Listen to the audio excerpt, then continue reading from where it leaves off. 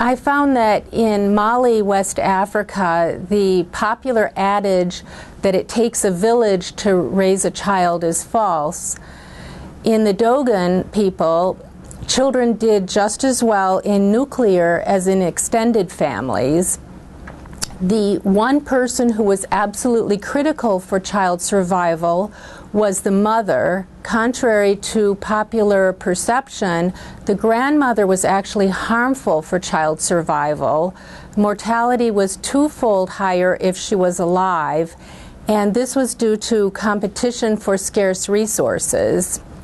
I started studying the Dogon 25 years ago because they have many of the features that have characterized humans over our evolutionary past. This would include the lack of contraception, life in a tight-knit web of kin. The Dogon also have a family system characterized by polygyny, which means that men can have multiple wives. And it's believed that humans were polygynous over most of our evolutionary history.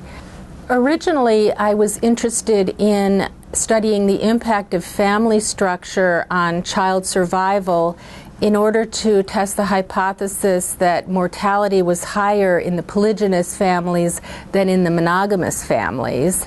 And there hadn't been a lot of research on that question back in the 80s when I began this research. So I found that child mortality was substantially higher under polygyny. Then I moved on to being interested in cooperative breeding theory. According to cooperative breeding theory, alloparents such as aunts and uncles or older siblings are crucial for raising offspring, that the parents alone are not good enough. And I questioned that idea, and so I looked at families over time to see how well children did if certain kinds of relatives were present. Human families are extremely diverse, and children can be successfully raised in nuclear families, or they can be raised by single mothers or in extended families.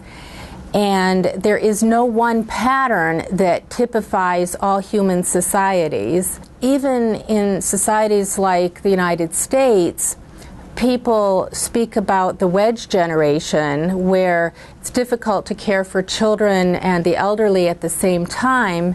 And oftentimes grandparents go to nursing homes, retirement homes, either because their kin cannot provide for them or will not provide for them. So the situation with the Dogon isn't something that's anthropologically unique. Instead, it really their situation characterizes human families as a whole.